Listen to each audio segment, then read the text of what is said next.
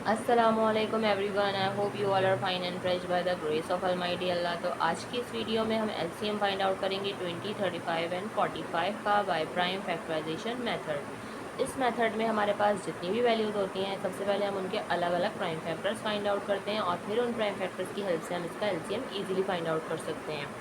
इस वक्त हमारे पास यहाँ 3 वैल्यूज़ हैं और सबसे पहले हम इनके अलग अलग प्राइम फैक्टर्स फाइंड आउट करेंगे। किसी भी वैल्यू के प्राइम फैक्टर किस तरह फाइंड आउट करते हैं कि उस वैल्यू को हमें कम्प्लीटली डिवाइड करना होता है जब तक कि हमारे पास 1 ना आ जाए, और डिवाइड भी हमें सिर्फ और सिर्फ प्राइम नंबर से करना होता है। अब यहाँ हमें पता होना चाहिए कि प्राइम नंबर्स कौन से नंबर्स होते हैं। तो यहाँ मैं आपको बताती चलूँ कि प्राइम नंबर्स वो नंबर्स होते हैं जो सिर्फ और सिर्फ 2 ही टेबल्स में आते हैं, किसी तीसरे टेबल में नहीं आते। कौन से 2 टेबल्स में आते हैं? एक अपने और दूसरे 1 के। यहाँ मैं आपको कुछ प्राइम नंबर्स की एग्जाम्पल दे रही हूँ, ठीक है। तो जैसे कि 2, 3, 5, 7 और ये इसी तरह कंटिन्यू रहते हैं।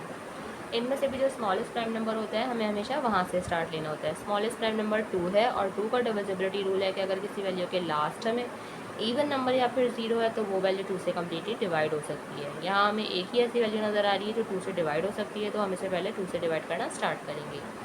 हमें पता है कि 2 के टेबल में 20 आता है 10 पे। जब तक ये वैल्यू 2 से डिवाइड होगी हम इसे 2 से ही डिवाइड करेंगे। 2 के टेबल में 10 आता है 5 पे, और 5 खुद एक प्राइम नंबर है, इसलिए इसे हम 5 से ही डिवाइड करेंगे। 5 के टेबल में 5 आता है 1 पे। ये वैल्यू कम्प्लीटली डिवाइड हो चुकी है और ये आ चुके हैं हमारे पास 20 के प्राइम फैक्टर्स। अब हमें 35 को कम्प्लीटली डिवाइड करके इसके प्राइम फैक्टर्स फाइंड आउट करने हैं। 35 देखिए वैल्यू 2 से तो डिवाइड नहीं हो सकती। 2 के बाद 3 है और 3 का मैं आपको डिविजिबिलिटी रूल बता देती हूँ कि एक वैल्यू में जितने डिजिट्स हों उनको अगर हम प्लस करें, जैसे कि हमारे पास यहाँ 3 और 5 है, तो अगर हम इनको प्लस करें 3 + 5 हमारे पास आएगा 8। अब हमें चेक करना है कि क्या ये 8 3 का मल्टीपल है। 3 के टेबल में 8 आता है, अगर आता है तो ये वैल्यू 3 से कम्प्लीटली डिवाइड हो सकती है, और अगर नहीं आता तो फिर ये 3 से वैल्यू डिवाइड नहीं हो सकती है। हमें पता है कि 3 के टेबल में 8 तो नहीं आता, 3 × 2 = 6, उसके बाद 3 × 3 = 9। इसका मतलब ये हुआ कि ये 35 जो वैल्यू है वो 3 से डिवाइड नहीं हो सकती। नेक्स्ट नंबर हमारे पास है 5, और 5 का डिविजिबिलिटी रूल है कि अगर किसी वैल्यू के लास्ट में 5 या फिर 0 हो तो वो वैल्यू 5 से कम्प्लीटली डिवाइड हो सकती है।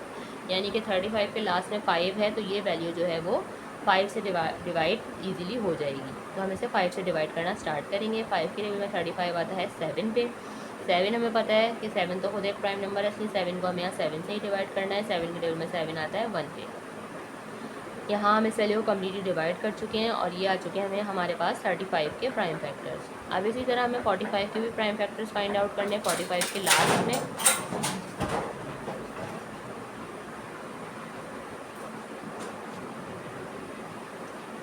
वैल्यू है हमारे पास 45। इसके लास्ट में भी हमें नज़र आ रहा है इवन नंबर नहीं है, इसलिए ये वैल्यू भी 2 से डिवाइड नहीं हो सकती।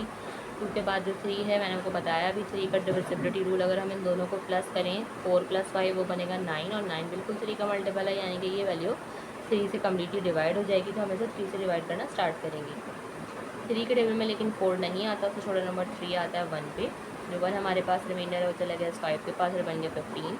3 के टेबल में 15 बिल्कुल आता है 5 पे। ये वैल्यू बन चुकी है 15।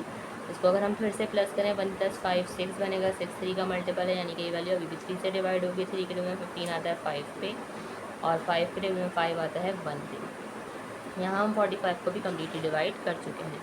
अब हम क्या करेंगे, इन तीनों के प्राइम फैक्टर्स को सबसे पहले हम इस तरह लिखेंगे। सबसे पहले हम लिख लेते हैं 20 के प्राइम फैक्टर्स जो कि हमारे पास आए हैं 2 × 2 × 5।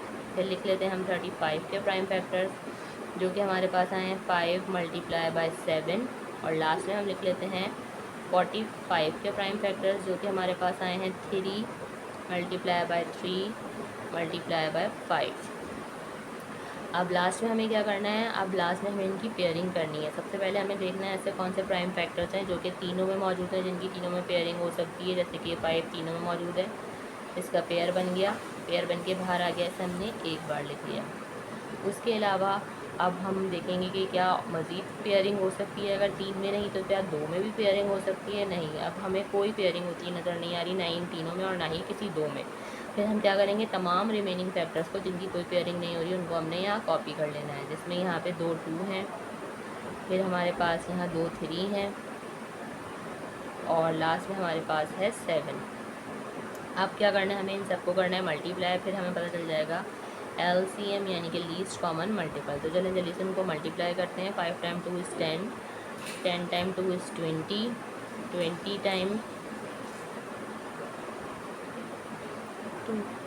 20 टाइम 3 यहाँ पर आ जाएगा हमारा 60, 60 को हमें मल्टीप्लाई करना है 3 से तो आ जाएगा 180, और 180 को मल्टीप्लाई करना है 7 से, वो हम यहाँ लास्ट रफ वर्क में कर लेते हैं। 180 को जब हम मल्टीप्लाई करेंगे 7 से तो हमारे पास क्या आंसर आता है, 7 टाइम 0 इज़ 0, 7 टाइम 8 इज़ 56 का 6, 5 carry, 7 time 1 is 7 plus 5 12। Means हमारे पास यहाँ लीस्ट कॉमन मल्टीपल जो है वो आ चुका है और वो है 1260। देखा आपने कितनी जल्दी बाय प्राइम फैक्टराइजेशन मेथड को फॉलो करते हुए हमने एलसीएम फाइंड आउट करना सीख लिया है। आई होप कि वीडियो आपको अच्छे से समझ आई। अगर ये वीडियो आपको पसंद आई तो इसे लाइक और शेयर ज़रूर करें और मेरे चैनल को भी सब्सक्राइब करें। इंशाल्लाह बहुत जल्द मिलती हैं आपसे अपनी नेक्स्ट वीडियो में। अपना बहुत ख्याल रखिएगा। अल्लाह हाफ़िज़।